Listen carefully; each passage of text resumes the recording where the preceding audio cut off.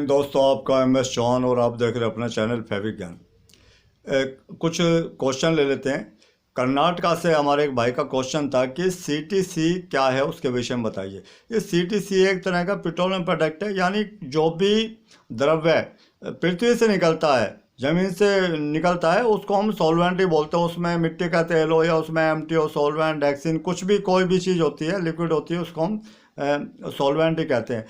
कि ये बहुत हल्का होता है, इतना हल्का होता है कि इसको अगर 5 फुट की दूरी से एक डोप डाली जाए तो हो सकता है वो ज़मीन के ऊपर ना गिरे, बीच में उड़ जाए। बहुत हल्का होता है, तो ये एक तरह के सॉल्वेंट की तरह होता है। जैसे सॉल्वेंट एमटीओ भारी होता है और वो उसमें टाइम लगता है, मिट्टी का तेल है भारी होता है।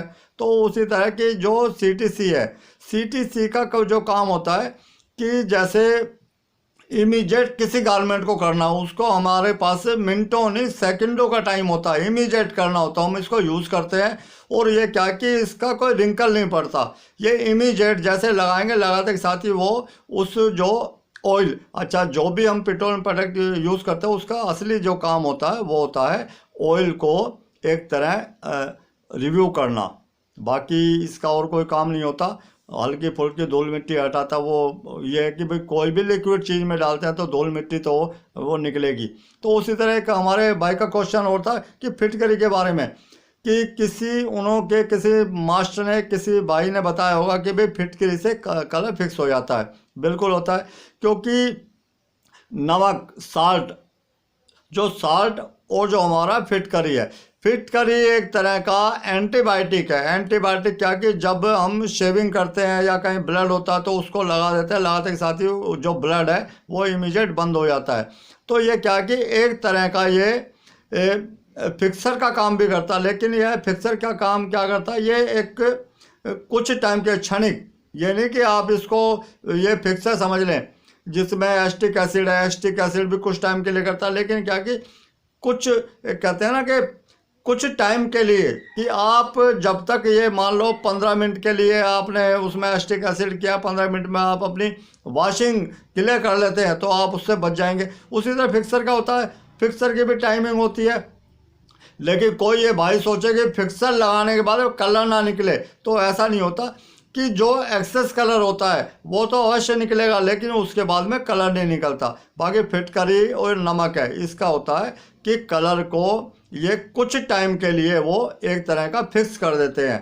तो बाकी इसका एक चैप्टर अभी जो आगे हमारी क्लास शुरू होंगी, हर एक केमिकल के बारे में इसके लिए एक डीपली, एक बिल्कुल बारीकी से समझाया जाएगा। तो उसी तरह क्वेश्चन और है कि कुछ भाई, पहले भी मैंने एक बार बताई थी कि कुछ भाई हमारे क्या कि भाई कपड़े की प्रॉब्लम जैसे है, तो उनका कहना था कि ये कपड़े में प्रॉब्लम होगी, मैं आपको पास भेज देता हूँ, आप अपना एड्रेस दे दो, मैं आपके पास कोरियर करके भेज देता हूँ और ठीक करके भेज दो।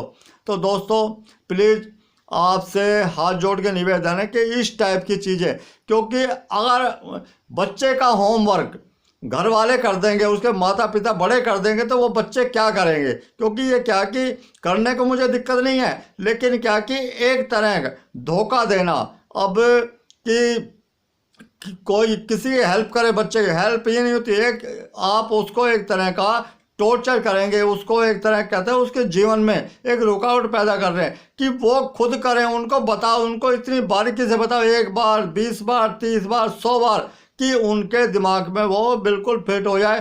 क्योंकि करना उनको है। अगर वो दूसरे के भरोसे रहें, कहते हैं जब तक हम दूसरे के भरोसे रहते हैं, जब तक हम कोई भी प्रॉब्लम होती है कि मेरा वो भाई रिश्तेदार, ये जब आदमी ये सोच लेता कि हाँ मुझे करना है, तो उसका सलूशन भी मिल जाता है। तो मेरा ये है कि ये जो सीख होती है ये ठोकरें खाने के बाद आती है। और आपको मान लो कोई इंसान कोई आपको बता रहा, तो आपको उसका थोड़ा सा एक कहते हैं लिहाज भी रखना चाहिए। और ये कि भाई इस टाइप के काम प्लीज़ ना करें और ये सोचे भी ना। बाकी हाँ, समझ ना आए आप 10 बार, 20 बार, 30 बार, जब तक समझ में ना आप पूछो, प्रैक्टिकल, थ्योरिकल, नोट्स जैसे भी हो, मेरी कोशिश ये रहती है कि आप खुद अपने इतना सक्षम हो कि आप सब कुछ कर सकें। तो दोस्तों जब प्रॉब्लम है तो सलूशन भी होता है। जैसे एक भाई का क्वेश्चन आया था कि भाई कि जब हम हाइपो या ब्लीच करते हैं तो ज़रूर नहीं है कि आप उसको रंग काट करें।